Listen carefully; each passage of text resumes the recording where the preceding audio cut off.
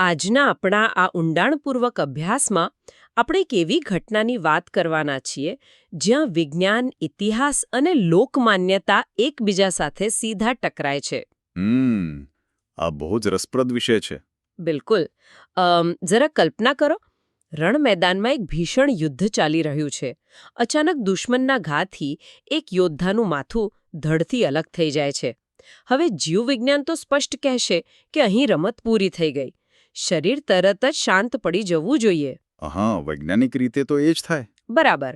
પણ આ યોદ્ધાનું ધડ પડતું નથી. એ માથા વગરનું ધડ હાથમાં હથિયાર લઈને દુશ્મનોને કાપતું રહે છે. એટલે મને વિચાર આવે કે શું આ ખરેખર શક્ય છે? શું કોઈ માણસ પોતાનું માથું કપાઈ ગયા પછી પણ લડી શકે? જો આપણે માત્ર ભૌતિક વિજ્ઞાનની નજરે જોઈએ તો કદાચ આ અશક્ય લાગે. પણ જ્યારે આપણે લોકસાહિત્ય, શૌર્યગાથાઓ અને સામાજિક મનોવિજ્ઞાનના ઊંડાણમાં ઉતરીએ છીએ ત્યારે આ માત્ર એક શારીરિક ઘટના નથી રહેતી. એટલે કે એનો કોઈ બીજો અર્થ નીકળે છે? હા, ચોક્કસ. તે એક પ્રતીક બની જાય છે. એટલે સમાજે પોતાના હીરોને, પોતાના રક્ષકને આપેલી એ એક ચિરંતન શ્રદ્ધાંજલિ છે. અરે વાહ! તો ચાલો આ આખી બાબતને આપણે વિગતવાર સમજીએ. કારણ કે આજનો આપણો આ અભ્યાસ કોઈ સામાન્ય ઐતિહાસિક નોંધ વિશે નથી. સાચી વાત છે. આપણે વાત કરવાના છે ગુજરાતના મોરબી તાલુકામાં આવેલા બેલા ગામની અને વિશેષ કરીને કડવા પાટીદાર સમાજના ચારોલા પરિવારના એક અત્યંત શૂરવીર યુવાનની, જેનું નામ છે પરબત બાપા. હા, પરબત બાપાનો ઇતિહાસ બહુ જ પ્રેરણાદાયક છે. હા, અને આપણો મુખ્ય હેતુ એ સમજવાનો છે કે કોઈ વ્યક્તિ પોતાના ગામ અને પોતાના લોકો માટે બલિદાનની કઈ હદ સુધી જઈ શકે છે અને સામાજિક મનોવિજ્ઞાન કેવી રીતે કામ કરે છે કે એક સામાન્ય યુવાન આવનારી અનેક પેઢીઓ માટે એક પૂજનીય દેવતા એટલે કે શૂરાપુરા બની જાય છે. અહીં સૌથી રસપ્રદ બાબત એ છે કે પરબત બાપાની વાર્તા એ કોઈ શૂન્યાવકાશમાં બનેલી ઘટના નથી. મારો કહેવાનો અર્થ એ છે કે તે એક આખી સંસ્કૃતિ અને ત્યાંની ભૌગોલિક પરિસ્થિતિનું સીધું પરિણામ છે. બરાબર. ભૌગોલિક પરિસ્થિતિનો શું રોલ હતો એમાં? જો આપણે શરૂઆતથી જ આ પૃષ્ઠભૂમિને સમજીએ તો મચ્છુ નદીના કાંઠાના આ આખો વિસ્તાર ભૌગોલિક અને સાંસ્કૃતિક રીતે બહુ જ કઠોર અને ખુમારીવાળો રહ્યો છે. સૌરાષ્ટ્રની એ ધરતીની તાસીર જ અલગ છે. બિલકુલ. મચ્છુ નદીના કાંઠે વસેલા ગામડાઓમાં કડવા પાટીદારોની ખૂબ મોટી વસ્તી છે. અને આ ભૂમિની તાસીર જ એવી છે કે તેણે અનેક નરબંકાઓ પેદા કર્યા છે. નરબંકાઓ એટલે કે જેમનામાં લડાયક મિજાજ લોહીમાં વહેતો હોય. પણ અહીં મારો એક પ્રશ્ન એ છે કે આવી લડાયક વૃત્તિની એ સમયે જરૂરિયાત શું હતી? એ બહુ સારો પ્રશ્ન છે. કારણ કે જો આજે આપણે જોઈએ છીએ તો આપણી પાસે સુરક્ષા માટે એક આખી વ્યવસ્થા છે. પોલીસ છે, કાયદો છે, સરહદ પર સેના છે. તો એ જૂના સમયમાં પોતાના જીવના જોખમે આખા ગામનું રક્ષણ કરવાની અને મોતની સામે ઊભા રહેવાની આ માનસિકતા પાછળનું સામાજિક કારણ શું હશે? હું એ સમજવા માંગુ છું. આ સમજવા માટે આપણે આજની આધુનિક સ્ટેટ કે રાજ્યની જે વ્યાખ્યા છે તેમાંથી બહાર આવવું પડે.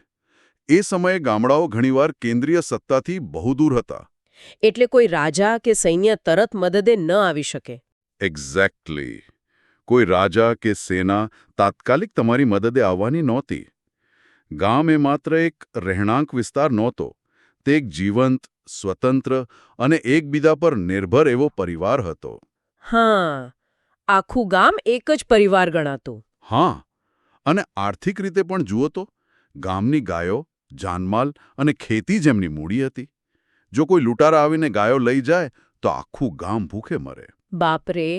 એટલે પરિસ્થિતિ બહુ જ ગંભીર બની જતી હશે. સાવ સાચી વાત. એટલે પોતાના ગામ, પોતાની ગાયો અને દીકરીઓને બચાવવા માટે લડવું એ કોઈ વિકલ્પ નહોતો, પણ અસ્તિત્વ ટકાવી રાખવાની એક ફરજિયાત શરત હતી. જો તમે ન લડો તો તમારો નાશ નિશ્ચિત છે. આ તમે બહુ જ સચોટ વાત કરી. એટલે જ જ્યારે આજે આપણે આવા ગામડાઓમાં જઈએ છીએ ત્યારે પાદર પર ઠેર ઠેર ખાંભીઓ અને પાળિયાઓ જોવા મળે છે. હા, દરેક પાળિયા પાછળ એક મોટો ઇતિહાસ છે. મને તો આ પાળિયાઓ જાણે પથ્થરમાં કોતરાયેલા પ્રાચીન શૌર્ય ચંદકો જેવા લાગે છે. એટલે કે આજના સમયના જે મેડલ્સ ઓફ ઓનર હોય છે ને તેના સમાન. બહુ જ સરસ સરખામણી કરી તમે. હા, જે દર્શાવે છે કે આ વ્યક્તિએ કટોકટીના સમયે પોતાના સમાજ માટે સર્વોચ્ચ બલિદાન આપ્યું હતું. બિલકુલ. અને આ મેડલ્સ ઓફ ઓનર મેળવવા પાછળના જે સામાજિક મૂલ્યો હતા તે પણ બહુ ઊંડા હતા. એ સમયના સમાજે સુરક્ષા સુનિશ્ચિત કરવા માટે અમુક નૈતિક નિયમો બનાવ્યા હતા. કેવા નિયમો? જેમ કે એક પંક્તિ છે, પડકારે પીઠ નહીં અને હૈયે મરવાની હામ, ઈ મર્દના કામ સાચો સોરઠિયો ભણે. ઓહ, અદ્ભુત પંક્તિ છે આ. એટલે જો કોઈ દુશ્મન પડકાર ફેંકે તો પીઠ બતાવીને ભાગવું એ સામાજિક કલંક ગણાતું. હા, પીઠ ન બતાવવી એ માત્ર શારીરિક હિંમત નહોતી, તે એક સામાજિક કરાર હતો. જો તમે ભાગી જાઓ તો તમે તમારા પરિવાર અને તમારી આવનારી પેઢીઓ પર ડરપોક હોવાનો એવો ડાઘ લગાવો છો જે ક્યારેય ભૂંસાતો નથી. સમાજમાં મોઢું ન બતાવી શકાય એવી હાલત થઈ જાય. બરાબર. અને હૈયામાં મરવાની હામ હોવી, એટલે કે મૃત્યુના ભયને પાર કરીને પોતાની ફરજ માટે અડગ ઊભા રહેવું, આ મૂલ્યોએ જ એવા સમાજનું નિર્માણ કર્યું જ્યાં શહીદીને ગૌરવ માનવામાં આવતું. ખરેખર. અને આ કારણથી જ લોકસાહિત્યમાં પેલી હૃદયસ્પર્શી પંક્તિઓ ગવાય છે કે આજ પૂછવું તને પાળિયારે, તારા રુદિયા કેરી વાત રે, સિંદૂરે તમે કેમ રંગાણા. આ પંક્તિઓ સાંભળીને તો રૂવાડા ઊભા થઈ જાય છે. કોઈ પથ્થરને એના હૃદયની વાત પૂછવી એ જ દર્શાવે છે કે લોકો માટે આ માત્ર જડ પથ્થર નથી, એ જીવંત ઇતિહાસ છે. સાવ સાચી વાત છે. અને અહીંથી જ બેલા ગામની એ ઐતિહાસિક ઘટના ખરેખર બહુ જ રસપ્રદ બને છે. આપણે જે પરબત બાપાની વાત કરી રહ્યા છીએ તે મોરબી તાલુકાના બેલા ગામમાં કડવા પાટીદારના ચારોલા પરિવારમાં જન્મેલા એક યુવાન હતા. શારીરિક રીતે એકદમ ખડતળ, ભરપૂર યુવાની અને ગજબની શૂરવીરતા ધરાવતું એ વ્યક્તિત્વ હતું. હા. અને આવા યુવાનની સાચી કસોટી સામાન્ય દિવસોમાં નથી થતી. એ કસોટી ત્યારે થાય છે જ્યારે આખું સામાજિક માળખું અચાનક એક ભયાનક ખતરામાં મુકાય છે. એટલે અચાનક કોઈ મોટી મુસીબત આવી પડે ત્યારે. હા, બેલા ગામનું વાતાવરણ એકદમ શાંત હશે, લોકો પોતાના રોજિંદા કામમાં વ્યસ્ત હશે અને અચાનક જ કાળમુખો સમય આવી પહોંચે છે. આમ કલ્પના કરો એ બપોરની, ગામના પાદરમાં ધૂળની મોટી મોટી ડમરીઓ ઉડે છે, ઘોડાઓના ડાબલાનો અવાજ જમીન ધ્રુજાવી રહ્યો છે. અચાનક જ અનેક હથિયારબંધ લૂંટારાઓ ગામ પર ત્રાટકે છે. બહુ જ ભયાનક દ્રશ્ય હશે. બિલકુલ. ચારે તરફ બૂમાબૂમ, બચાવો બચાવોનો પોકાર અને આખા ગામમાં એક ગોકીરો મચી જાય છે. કોઈને કંઈ સમજવાનો કે વિચારવાનો સમય મળતો નથી. લૂંટારાઓનો હેતુ સ્પષ્ટ હતો: ડર પેદા કરવો, સંપત્તિ લૂંટવી અને જો કોઈ પ્રતિકાર કરે તો એને કાપી નાખવો. આવા સમયે મનુષ્યનું મગજ સામાન્ય રીતે બે જ રીતે પ્રતિક્રિયા આપે છે, જેને આપણે અંગ્રેજીમાં ફાઇટ અથવા ફ્લાઇટ કહીએ છીએ. એટલે કે લડો અથવા ભાગી છૂટો. એ તો સ્વાભાવિક છે. જીવ બચાવો કોને ન ગમે? બરાબર. સામાન્ય માણસ પોતાના અને પોતાના પરિવારના જીવ બચાવવા માટે ભાગવાનો રસ્તો શોધે. પણ જે વ્યક્તિ સાંસ્કૃતિક રીતે પડકારે પીઠ નહીં ના મૂલ્યો સાથે ઉછર્યો છે તે લડવાનો જ વિકલ્પ પસંદ કરે છે. પરબત બાપાએ પરિસ્થિતિનું આકલન કરવામાં કે કોઈની મદદની રાહ જોવામાં સહેજ પણ સમય બગાડ્યો નહીં. એટલે તેમને જાતે જ મોરચો સંભાળી લીધો. હા. તેમણે સીધું જ પોતાનું હથિયાર હાથમાં લીધું અને એકલા હાથે લૂંટારાઓની એ આખી ટોળકી સામે દોડી ગયા. અને યુદ્ધ કેવું ભયાનક હશે એવું કહેવાય છે કે જ્યાં બાપાનો ઘા પડે ત્યાં લૂંટારો માર્યો જ જાય. અરે વાહ! એટલે લૂંટારાઓ પર ભારે પડી ગયા. બિલકુલ. એક પછી એક લૂંટારાઓ હણાવા લાગ્યા. જે લૂંટારાઓ ગામને ડરાવવા આવ્યા હતા, તેમની છાવણીમાં જ ડરનો માહોલ ઊભો થઈ ગયો. પરબત બાપાની આક્રમકતા જોઈને ઘણા લૂંટારાઓ તો ગભરાઈને જીવ બચાવીને ભાગવા લાગ્યા. આ કોઈ નાની વાત નથી. ના જ ને. એકલા હાથે આખા ગામનું રક્ષણ કરવું એ માનસિક અને શારીરિક રીતે કેટલી મોટી તાકાત માંગી લે છે. સાચી વાત છે. અને આ જબરદસ્ત પ્રતિકારને કારણે લૂંટારાઓને સમજાઈ ગયું કે જ્યાં સુધી આ એક યુવાન ઊભો છે ત્યાં સુધી બેલા ગામ પર કબજો કરવો કે લૂંટ ચલાવવી અશક્ય છે. એટલે એમણે રણનીતિ બદલી હશે. હા. લડાઈ હવે માત્ર લૂંટની નહોતી રહી, એ અસ્તિત્વ અને અહંકારની લડાઈ બની ગઈ હતી. તેથી જે દુશ્મનો બચ્યા હતા તેમણે એક કાયરતાપૂર્ણ કાવતરું ઘડ્યું. બધાએ એકસાથે મળીને પરબત બાપા પર ચારે તરફથી ઘાતક હુમલો કર્યો. અને અહીં આ યુદ્ધ તેની ચરમસીમા પર પહોંચે છે. શું થયું પછી? દુશ્મનોના સામૂહિક હુમલામાં એક તલવારનો ઘા એટલો ભયાનક હતો કે પરબત બાપાનું માથું ધડથી અલગ થઈ ગયું માથું કપાઈને ગામની અંદર જમીન પર પડ્યું. એક મિનિટ, અહીં મારે એક બહુ જ મોટો પુશબેક આપવો છે. હા, બોલો ને. જો એક વિવેચક તરીકે અને આધુનિક વિચારસરણી ધરાવતા માણસ તરીકે જ્યારે હું આ સાંભળું છું ત્યારે મારું મગજ તરત જ ના પાડી દે છે. માથું કપાઈ ગયા પછી ધડ લડે, આ તો મેડિકલ સાયન્સ અને જીવવિજ્ઞાનની સાવ વિરુદ્ધની વાત છે. હા, પહેલી નજરે કોઈને પણ એવું જ લાગે. પેલી એક અતિશયોક્તિ નથી? મને થોડો ડાઉટ જાય છે આમાં. આ તમારો ખૂબ જ વ્યાજબી અને જરૂરી પુશબેક છે. પણ જો આપણે આ ઘટનાને માત્ર કોઈ મેડિકલ રિપોર્ટની જેમ વાંચીશું તો આપણે તેનો અસલી અર્થ ક્યારેય નહીં સમજી શકીએ. લોકસાહિત્ય અને મૌખિક ઇતિહાસ ક્યારેય માત્ર કેમેરા રેકોર્ડિંગ હોતા નથી.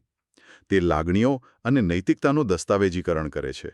એટલે કે તમે એમ કહેવા માંગો છો કે આ આખી વાતને આપણે એક રૂપક કે મેટાફોર તરીકે જોવી જોઈએ? બિલકુલ.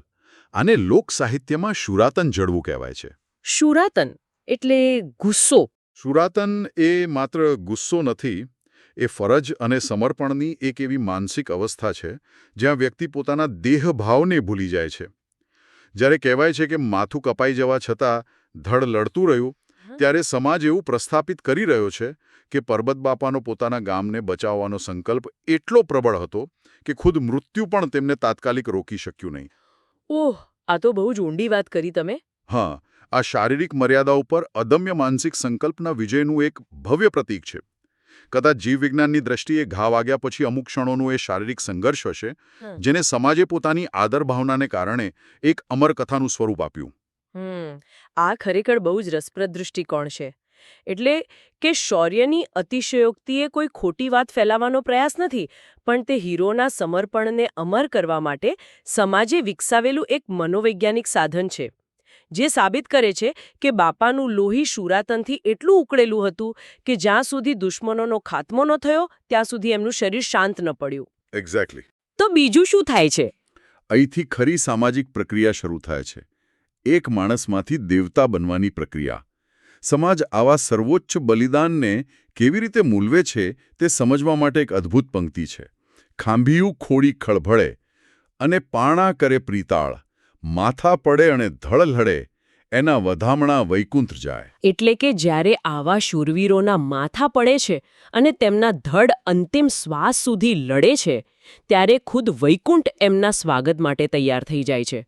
પથ્થરો પણ જાણે લાગણીથી ભરાઈ જાય છે. હા, પથ્થરોમાં પણ જીવ આવી જાય છે. અને બીજી એક પંક્તિ જે મને પર્સનલી બહુ સ્પર્શી ગઈ: માથા સાથે મૂલવી જીવન જેના જાય, ઈ મરદ મલકમાં પૂજાય, ઈ મોંઘા મૂલ માનવી. બહુ જ સુંદર અર્થ છે આનો. હા, જે વ્યક્તિ બીજાના જીવનની રક્ષા કરવા પોતાના માથાનું બલિદાન આપે છે, તેનું મૂલ્ય કોઈ સંપત્તિથી આંકી શકાતું નથી. તે સાચા અર્થમાં અમૂલ્ય બની જાય છે અને એટલે જ આખો મલક, આખો વિસ્તાર તેની પૂજા કરે છે. બરાબર છે. શહીદ થઈને સ્વર્ગપુરીના માર્ગે ગયેલા પરબત બાપાએ માત્ર પોતાનું જ નહીં પરંતુ પોતાના ચારોલા પરિવાર, બેલા ગામ અને સમસ્ત કડવા ટણબીની નાતનું નામ ઇતિહાસમાં સુવર્ણ અક્ષરે કોતરી દીધું. પણ હવે સવાલ એ થાય કે આ બધી ઐતિહાસિક ઘટનાઓનો આજના આધુનિક સમયમાં શું અર્થ છે? હા, આ જ મારો આગામી પ્રશ્ન હતો. આપણે અત્યારે 21મી સદીમાં જીવી રહ્યા છીએ. ટેકનોલોજી અને ગ્લોબલાઇઝેશનનો જમાનો છે. શું આ વારસો માત્ર ઇતિહાસના પુસ્તકોમાં કે કોઈ જૂના લેખમાં સીમિત થઈ ગયો છે, કે પછી તે આજે પણ ક્યાંક જીવંત છે? મારો કહેવાનો અર્થ એ છે કે લોકો હજુ પણ આને માને છે ખરા? હું કહીશ કે આ વારસો આજે પણ એટલો જ ધબકતો અને જીવંત છે, અને તેનું માધ્યમ બની છે શ્રદ્ધા. આજે પરબત બાપાને માત્ર એક ઐતિહાસિક લડવૈયા તરીકે નહીં, પરંતુ શુરાપુરા બાપા તરીકે પૂજવામાં આવે છે. બેલા ગામમાં બાપાનો એક ભવ્ય મઢ અને મંદિર બનાવવામાં આવેલ છે. એટલે લોકો ત્યાં દર્શન કરવા જાય છે? હા, આ કોઈ મ્યુઝિયમ નથી, આ આસ્થાનું એક જીવંત કેન્દ્ર છે. એટલે કે સમાજે એ બલિદાનને ભૂલી જવાને બદલે તેને ધાર્મિક સ્વરૂપ આપીને હંમેશા માટે પોતાની સાથે જોડી લીધું છે. આ બહુ મોટી વાત છે. બરાબર. આજે પણ કડવા પાટીદાર ચારોલા પરિવારના લોકો, ભલે તેઓ દુનિયાના કોઈ પણ ખૂણે વસતા હોય, તેઓ બેલા ગામે આવે છે. વિદેશથી પણ આવતા હશે લોકો? આ બધેથી. તેઓ બાપાના મંદિરે પગે લાગે છે, નૈવેદ્ય ધરાવે છે અને પોતાનું શીશ નમાવીને બાપાના આશીર્વાદ મેળવે છે.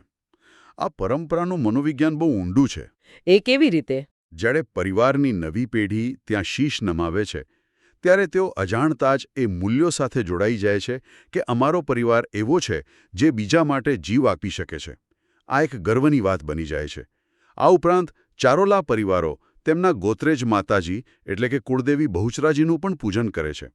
કુળદેવીની સાથે શુરાપુરાની પૂજા એ ધર્મ અને શૌર્યના સમન્વયનું શ્રેષ્ઠ ઉદાહરણ છે. આ આખી ચર્ચા પરથી મને એક વાત સ્પષ્ટ સમજાય છે કે પરબત બાપાનો ઇતિહાસ એ માત્ર કોઈ બે જૂથો વચ્ચે થયેલા યુદ્ધ કે લૂંટારા સામેના પ્રતિકારની કથા નથી. ના, જરાય નહીં. આ અદમ્ય સાહસ, ક્યારેય હાર ન માનવાની વૃત્તિ અને પોતાના લોકો માટે સર્વસ્વ ન્યોછાવર કરી દેવાની અમર ગાથા છે. જ્યારે આપણે આ સમજીએ છીએ ત્યારે પેલો પથ્થરનો પાળિયો આપણને એક નિર્જીવ વસ્તુ મટીને કોઈ વડીલ સમાન લાગવા માંડે છે, જે આપણને કર્તવ્યનો પાઠ ભણાવી રહ્યો છે. ચોક્કસથી.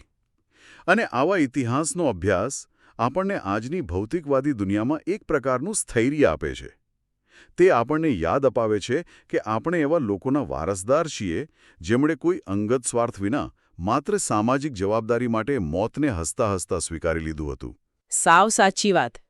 આજની આપણી આ ઐતિહાસિક અને રોમાંચક સફરના અંતે સાંભળનાર દરેક માટે હું એક બહુ જ ઊંડો અને વિચારવા જેવો પ્રશ્ન મૂકીને જવા માંગુ છું. વાતું રહેશે વીર ઈ ખાંબી માથે સિંદુરિયા થાપા આજ મચ્છુ કાંટો સૂનો પડ્યો જાતા વીર પરબત બાપા. અદ્ભુત વિચાર છે. હા, આપણે બધા સામાન્ય રીતે એવું માનીને બેઠા છીએ કે ઇતિહાસ હંમેશા લાઇબ્રેરીમાં રહેલા મોટા મોટા દળદાર પુસ્તકોના પાનાઓમાં જ શોધવો પડે. પરંતુ બેલા જેવા આપણા અસંખ્ય ગામડાઓમાં ઇતિહાસ ખરા અર્થમાં ગામના પાદર ઉભેલા ખાંબી અને પાળિયાઓના પથ્થરોમાં આજે પણ અકબંધ છે. બિલકુલ. તો જરા શાંતિથી વિચારજો. જો પેલા સિંદુરિયા થાપાવાળા પથ્થરો ખરેખર બોલી શકતા હોત તો મચ્છુ નદીના કાંઠાના અને ગુજરાતના અન્ય વિસ્તારોના આવા બીજા કેટલાય અણકહ્યા, અજાણ્યા અને રૂવાણા ઊભા કરી દે તેવા બલિદાનોના ઇતિહાસ હજુ પણ આપણી રાહ જોતા ઊભા હશે. પૂજ્ય પરબત બાપાની જય હો. બિલકુલ, પરબત બાપાની જય હો.